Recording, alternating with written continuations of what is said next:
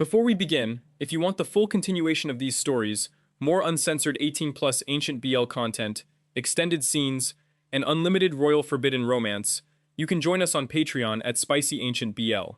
YouTube does not allow us to show or monetize everything freely here, so the deeper and more intense versions are waiting for you there. You can find the link in the description and pinned comment. Alright, settle in. Take a breath. Let's go back in time. Imagine the sound of rain. Heavy, relentless rain striking the curved, glazed tiles of the imperial palace. It is the kind of rain that washes away the blood from the courtyard stones, but can never wash away the memories.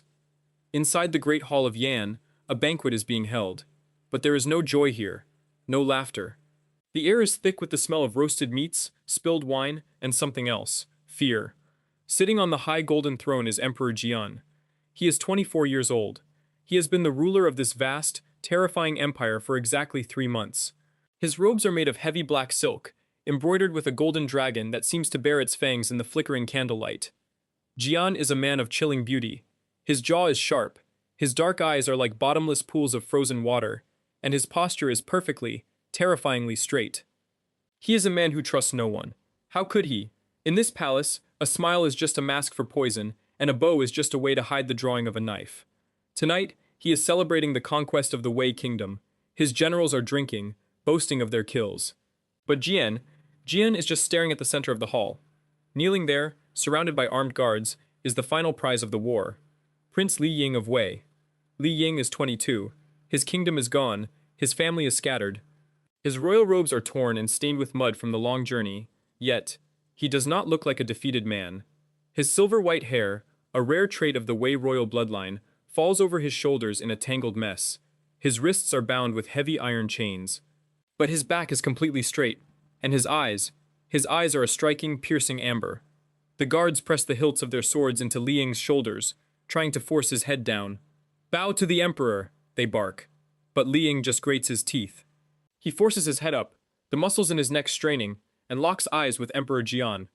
There is so much hatred in that gaze, so much fire. It is beautiful. It is the most alive thing Jian has seen in this dead palace since he took the throne. The entire hall falls dead silent. The generals stop laughing, the musicians stop playing. To defy the emperor's gaze is a crime punishable by 1,000 cuts. Everyone is holding their breath, waiting for Jian to order the executioner forward. Jian slowly raises a hand. The guards freeze. He stands up from the throne. The rustle of his heavy black silk is the only sound in the room. He walks down the jade steps, his footsteps echoing like a heartbeat. Thump, thump, thump. He stops right in front of Liying. Up close, Jian can see the dirt on Liying's pale cheeks. He can hear the ragged, defiant breaths Liying is taking. He can feel the heat radiating off the captive prince's body. "You do not fear death, Prince of Wei." Jian's voice is low, smooth, and dangerously quiet. It isn't a shout. It is a whisper meant only for Liying. Liying glares up at him, a bitter smirk touching his lips. "I only fear that your blade is too dull to finish the job, Emperor." A gasp echoes through the hall. A minister steps forward, trembling. "Your Majesty, this insolent dog." Silence. Jian doesn't even look away from Liying. He leans down, just a fraction. Close enough that Liying can smell the cold sandalwood incense clinging to the emperor's clothes. "Death is a mercy for the defeated," Jian whispers, his dark eyes tracing the line of Liying's jaw. "And I am not a merciful man. You will live in my palace, Prince Liying. You will wake when I wake. You will serve my tea. You will grind my ink. You will watch me rule the lands that used to be yours." Jian straightens up, turning his back on the captive. "Take off his chains. From tomorrow on, he is my personal attendant. If anyone touches a single hair on his head without my permission, I will slaughter their entire clan." And just like that, the golden cage is locked. Weeks pass. The seasons turn from a wet, weeping autumn to a bitter, freezing winter. Life in the Emperor's private chambers is a strange, suffocating dance. At first, Liying thinks he is there to be tortured. He expects beatings, humiliation, a cruel laugh from a conqueror. But that never comes. Instead, there is only quiet. Jian works late into the night. He is surrounded by scrolls, military reports, and assassination threats from his own nobles. And Liying is always there, standing just a few feet away, watching. It starts with small things. The tension in the room is so thick you could cut it with a sword. Imagine Liying standing by the heavy mahogany desk. His hands, once used to gripping a general's sword, are now holding a delicate ink stick. He grinds the ink against the stone. Scrape, scrape, scrape. It's a rhythmic, hypnotic sound. Jian is reading a scroll, but his eyes aren't moving. He is listening to Liying breathe. Liying's new robes are a deep, beautiful crimson, the color of Jian's royal guard, though he carries no weapon. The silk drapes loosely over Liying's collarbone. Jian reaches for his tea, but Liying is reaching to move the cup at the same time. Their hands brush. It's just for a second, the barest graze of skin against skin, but in the freezing, drafty palace, the contact feels like a burning iron. Liying pulls his hand back instantly, his amber eyes flashing up to meet Jian's. Jian doesn't pull away. He looks at his own hand, then slowly up at Liying. The silence stretches. It's a silence filled with unspoken questions. Why did you spare me? Why do you keep me so close? Why does your touch make my chest ache? The tea is cold, Jian finally murmurs, his voice a little huskier than usual. I will pour another, Liying says, his voice tight. He turns away quickly, trying to hide the slight tremor in his fingers. He hates him. He is supposed to hate him. Jian is the enemy. He is the cold, ruthless emperor of Yan. But as Liying watches Jian over the weeks, the image of the monster begins to crack. He sees how Jian never eats a full meal, always leaving half out of paranoia of poison. He sees how Jian's hand instinctively twitches toward his sword whenever thunder crashes outside. He sees the heavy, dark circles under the emperor's eyes, the sheer, crushing loneliness of a man who sits on a throne of knives. One night, the wind is howling outside, throwing sharp sleet against the paper windows. Liying is sitting by the brazier, trying to stay warm. Jian is at his desk, as always. But suddenly, Jian's brush stops. He presses 2 fingers hard against his temples, letting out a ragged, painful breath. Liying watches him. He shouldn't care. He should let the emperor suffer. But before he even realizes what he is doing, Lixing stands up. He walks over to the desk. He doesn't say a word. He just reaches out and gently takes the brush from Jian's stiff, cramping hand. Jian stiffens, his entire body going rigid. His head snaps up, his dark eyes wide and guarded, like a cornered animal. Liying doesn't back down. He just looks at Jian, his amber eyes surprisingly soft in the dim light. You have been reading for 6 hours, Your Majesty, Liying says quietly. The words will not disappear if you close your eyes for a moment. Jian stares at him. He expects Liying to strike. He expects a hidden dagger, but all he sees is a captive prince holding a wet ink brush. Slowly, the tension leaves Jian's shoulders. He lets Liying take the brush. He leans back in his chair, his eyes never leaving Lixing's face. If I close my eyes, Lixing, Jian whispers, his voice raw and completely stripped of its royal armor. The ghosts of this palace come out of the walls. Lixing's breath catches. It's the first time Jian has used his name. Not Prince of Wei, not prisoner, just Liying. Liying steps a little closer. The scent of sandalwood is intoxicating. He places the brush on the rack. Then I will keep watch, Liying murmurs, his voice barely above a whisper. Ghosts fear the blood of Wei. Jian's lips part slightly. The space between them is suddenly incredibly small. He looks at Liying's throat, at the pulse beating steadily beneath the pale skin. He wants, more than anything, to reach out and touch it, to feel something real, something warm. He slowly raises his hand. His fingers hover just an inch from Liling's cheek. Liling doesn't pull away. He just breathes in, his chest rising and falling heavily. He's waiting. He's letting him. But suddenly, the heavy wooden doors to the chamber rattle as a guard announces the midnight patrol. The spell is broken. Jian pulls his hand back as if burned, his mask of cold indifference slamming back into place. Liling takes a quick step back, his heart hammering violently against his ribs. And if you are enjoying this forbidden royal tension, this slow burn in the dark corners of the palace, remember, the extended and uncensored 18+ continuation of these stories is available on Patreon at SpicyAncientBL. The link is in the description and pinned comment. Because trust me, the nights in the Imperial Palace only get hotter from here. Let's step back into the snow. It is the month of the winter hunt. It is an ancient tradition. The emperor must ride out into the frozen northern forests with his nobles to prove his strength, to hunt the white stags.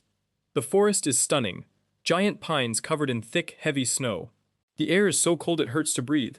Jian rides a massive black warhorse, wearing thick furs over his armor, and riding just a half step behind him, on a pale gray horse, is Liling. The court ministers are furious. A hostage prince, given a horse, allowed to ride at the emperor's side? It is a scandal. They whisper behind their gloved hands, their eyes full of venom, They know the Emperor is obsessed. They see the way Jian's eyes constantly track Liying's movements. And they have decided, the Prince of Wei must die today. The hunting party moves deep into the woods. The snow is falling gently, muting the sounds of the horses' hooves.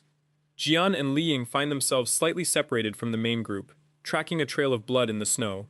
You hold your reins too tight, Liying says suddenly, his breath forming a white cloud in the freezing air. Jian glances at him, a faint, almost imperceptible smirk playing on his lips.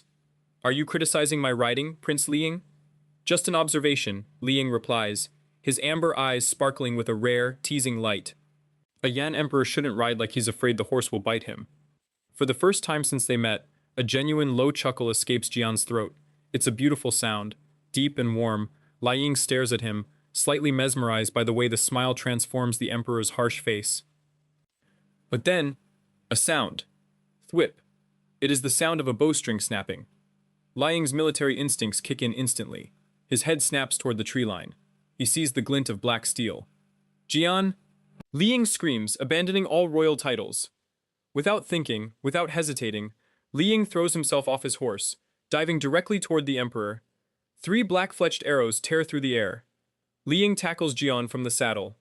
They crash into the deep snow, a tangle of heavy furs, armor, and limbs.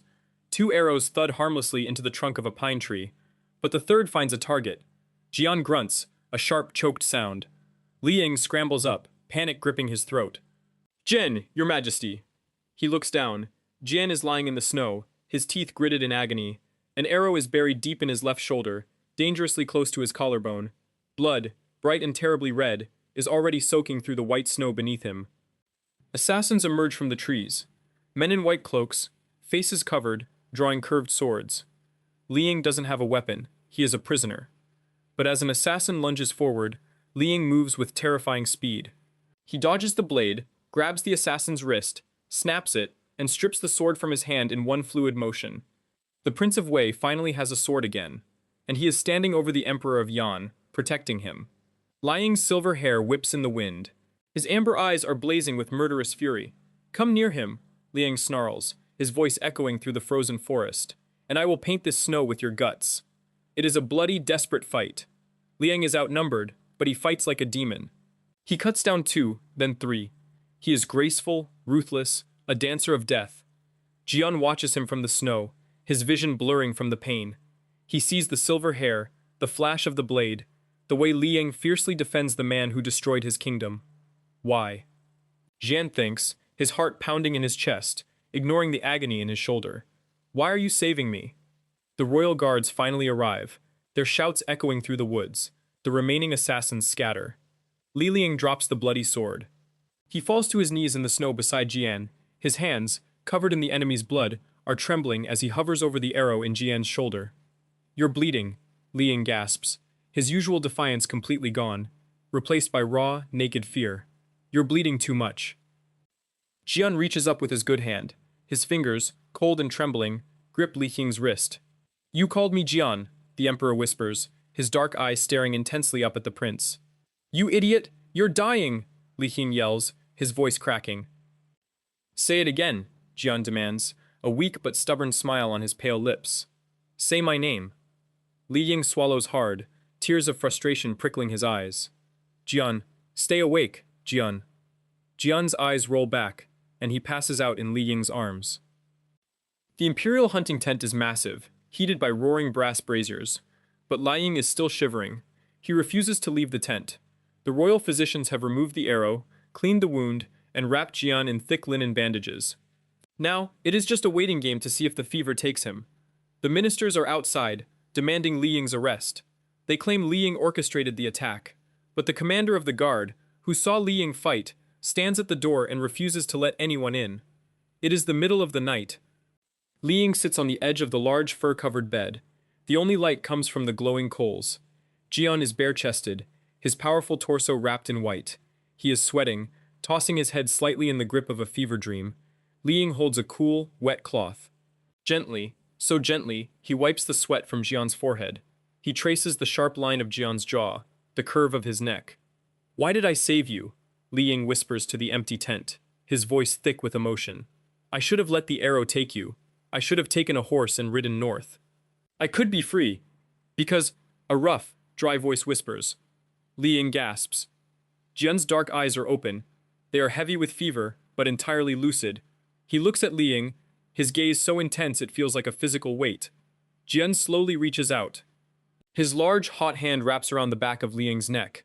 Because, Jian murmurs, pulling Liying down just an inch closer, you are just as trapped as I am, because out there in the world, you are a prince without a kingdom, but in here, with me. Jian's thumb brushes against Liying's lower lip. Liying's breath hitches. His heart is beating so fast he thinks it might crack his ribs. He is leaning over the Emperor, his silver hair falling forward, creating a curtain around their faces. In here, Liying whispers back, his voice trembling, I am a prisoner. No, Jian breathes. His eyes drop to Liying's lips. You are my only weakness. The distance between them vanishes. It isn't a violent collision. It is a slow, agonizing surrender. Jian pulls him down, and Liying lets him. When their lips touch, Liying lets out a soft, broken sigh that he has been holding in for months. Jian's mouth is hot, demanding, tasting of bitter herbs in desperation. Liying's hands find Jian's bare chest, feeling the heavy, racing thud of the Emperor's heart beneath his palms. It is a kiss built on months of silent stares, accidental touches, unspoken jealousy, and shared loneliness. It is forbidden, it is dangerous, it is treason, and Liying never wants it to stop. Jian's uninjured arm wraps fiercely around Liying's waist, pulling him down against the furs. Liying straddles Jian's hips, careful not to press on the wounded shoulder, his hands tangling in Jian's dark hair. They break apart for a fraction of a second, both gasping for air in the dim, heated tent. They will kill you, Liying whispers frantically against Jian's lips. The court, the ministers, they think I am a spy. They will use me to tear you down from the throne. Jian's eyes flash with a dark, terrifying possessiveness. Let them try. Jian snarls softly, his hand tracing down Liying's spine, making the prince shiver violently. I conquered the Wei kingdom to bring you here, Liying. Do you think I won't burn my own court to the ground to keep you? Liying stares at him. He sees the absolute, terrifying truth in Jian's eyes. This man is a monster to the world, a cold, calculating tyrant, but to Liying, he is a shield. Liying leans down, burying his face in the crook of Jian's neck, inhaling the deep, masculine scent of him. He presses a soft, lingering kiss to the skin just above Jian's collarbone. Then burn it down, Liying whispers, his hands tightening on Jian's shoulders. Burn it all. The next few weeks in the capital are a bloodbath of political maneuvers. Jian recovers quickly, driven by a dark, obsessive energy. He returns to the imperial palace, not as a wounded man, but as a furious dragon. He purged the court. Any minister who dared to speak Liying's name with disrespect was exiled or imprisoned. The men behind the assassination attempt were rooted out, tortured, and executed in the public square. The message was clear. The emperor's attendant was untouchable. But power and fear do not erase the reality of their forbidden dynamic. They are still men trapped in roles they cannot escape. Emperor and hostage, master and servant. Spring begins to thaw the palace gardens. The plum blossoms are blooming, scattering pale pink petals across the dark jade courtyards. It is late at night. The palace is asleep. Liying is waiting in the emperor's private hot spring pavilion. The room is filled with thick, scented steam. The water glows under the light of a dozen paper lanterns. Liying sits on the smooth stone edge, wearing nothing but a thin, white silk robe that clings tightly to his damp skin. His bare feet dangle in the hot water. He hears the heavy sliding door open, then close. He doesn't turn around. He knows those footsteps. Jian walks slowly across the wooden floorboards. He has stripped off his heavy imperial robes. He wears only loose black trousers, his scarred, muscular torso bare to the steamy air. The scar on his left shoulder, where the arrow struck, is an angry, jagged pink line. Jian stops behind Liying. For a long time, neither of them speaks. The only sound is the gentle trickling of the hot spring water. Jian reaches out. He runs his fingers through Liying's damp silver hair, slowly lifting it off the prince's neck. Liying lets his eyes close, leaning his head back into Jian's touch. Are you tired of this cage, my prince? Jian asks softly, his thumb tracing the sensitive skin behind Liying's ear. It is a very beautiful cage, Liying replies, his voice low, vibrating with quiet emotion. But a bird who forgets how to fly will eventually die. Jian kneels down behind Liying. He wraps his strong arms around Liying's waist, pulling the prince's back flush against his broad chest. Jian presses his face into Liying's hair, breathing in the scent of lotus and skin. I cannot let you go, Jian whispers, and for the first time, the Emperor of Yan sounds entirely vulnerable. He sounds desperate. If I let you walk out of these gates, I will lose my mind. You are the only thing in this world that makes me feel human. Liying turns slightly in Jian's embrace. He looks at the ruthless ruler of the continent. He sees the fear in those dark eyes. Liying reaches up, cupping Jian's face in his hands. I am not asking you to open the cage, Jian, Liying murmurs, his thumbs brushing over Jian's cheekbones. I am asking you to step inside it with me. Jian's breath hitches. He looks at Liying, this beautiful, fierce, unbroken man who was meant to be his trophy, but who became his heart. Jian crushes his lips against Liying's.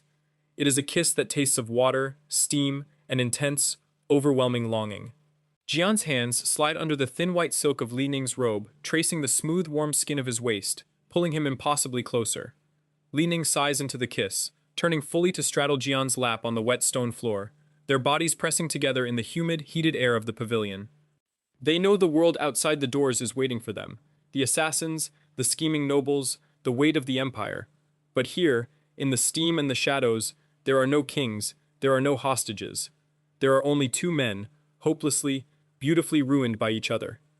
And that is where we leave them for now, hidden in the steam of the imperial springs, locked in an embrace that defies empires. But you and I both know the night is still young, and the water is only getting hotter.